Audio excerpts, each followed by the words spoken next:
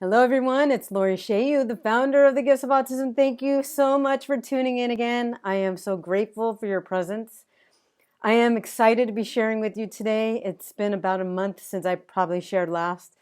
I've been busy. I've been on retreat with Amma. I have been visiting family last week in New York, and I have had a lot of juicy ideas to share with you, but the timing wasn't right, or I was just super busy.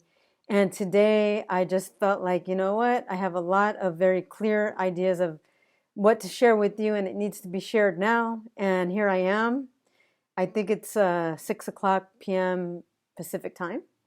So, greetings to you wherever you are in all parts of the world, which I'm so grateful that I'm connecting with people from all over the world. And one thing I really want to share is that, we all have a gift that we've been given, from the universe, the divine, God, whatever you want to call it. We all, I believe this with my whole heart, that we have a very specific gift. And as you know, the work that I do is uncovering and exploring the gifts within the children. But of course, we all have that too. And they're always unfolding, and there's no reason to compete, because once you find the gift that you're here to share, there's nothing greater than sharing it. And it takes a lot of courage to get out of that box. And sometimes it feels like, well, not everyone really gets what I have to share, but it's really not up to me to be that judge. And it's not fair for me to be the keeper of that information. And I've thought about that many times, where it's like, wow, I have this information, and it's easy for me to hold that inside of me. And yet I've gotten so many of my clients telling me that, oh, thank you for sharing your videos, because of what you shared. That's why I wanted to work with you. Again, going back to finding that gift within you to share, it does take a lot of courage, and there's no competition. You just have to trust that you're not supposed to just keep it to yourself. And it reminds me of Dr. Wayne Dyer, who said, "Don't die with the music still inside you." So thank you, Dr. Wayne Dyer, who did actually leave me a little message from my friend once. That was 100th Monkey, and it was about the critical mass of any paradigm shift. So, I'm sharing in the flow right now. I have no idea what I'm going to say next, although the exciting news of today is I do know the topic that I want to share with you, which is called The Gift of Authenticity, and I'm going to share from my upcoming book. And yes, I've been talking about that for some time. I've been nudged by so many friends and family that, hey, where's the book? And I've been hoping that like a big publisher would publish it.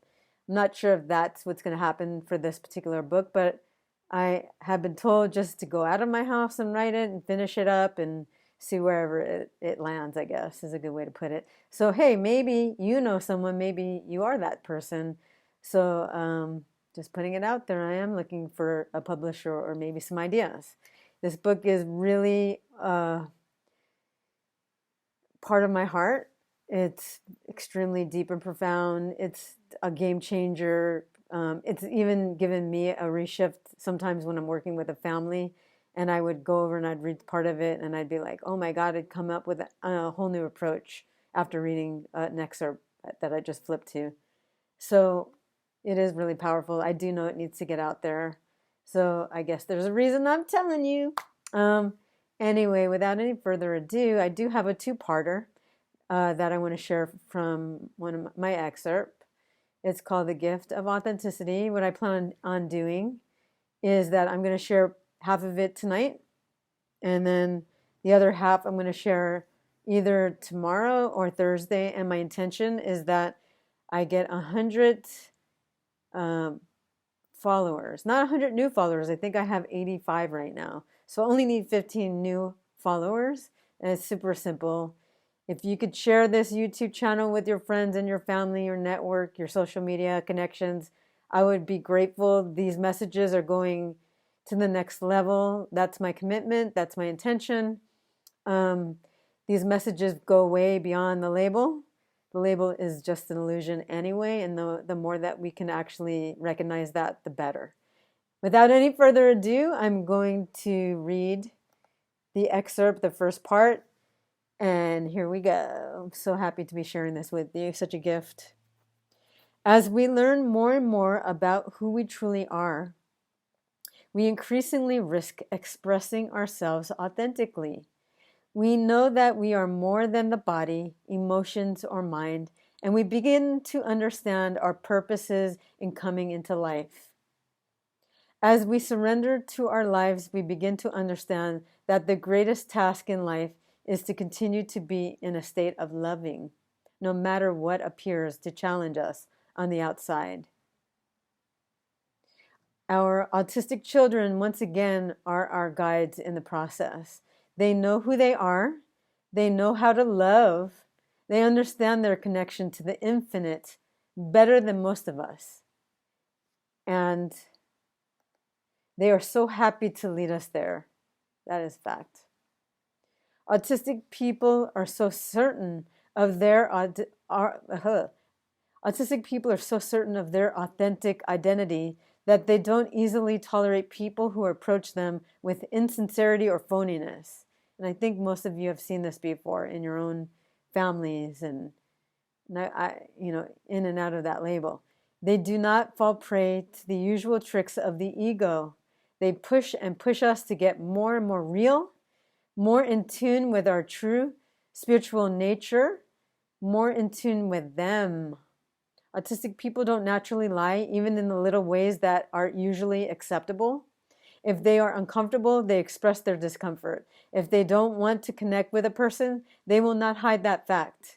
Such egoless, authentic behavior is disconcerting to watch. It embarrasses us and threatens our hard-won sense of identity. While it's okay for a dog to bark at birds in the park, it is not okay for a child, even a neurotypical child, to cry or vent frustration through a tantrum, especially in public. And I just saw this yesterday in the plane. But our autistic friends push us even further. Their disinterest in inauthentic social behavior extends beyond themselves. They are not interested in connecting with us when they perceive that we are engaging inauthentically with them. They check out or tantrum. They may resist our request or refuse to talk. And I'll read that one more time, that last part, and then I will close with my gratitude. So, but our autistic friends push us even further. Their disinterest in inauthentic social behavior extends beyond themselves. They are not interested in connecting with us when they perceive that we are engaging inauthentically with them. They check out or tantrum. They may resist our request or refuse to talk. Thank you so much for tuning in. I would love your feedback, your comments. Please share this again. The second part, which is, I would even say, even deeper, will come out either tomorrow or Thursday, depending on when I get the 100 followers. This information is important to get out. I appreciate your support. Have a beautiful evening, day, or whatever time it is in your part of the world. Much love. Namaste.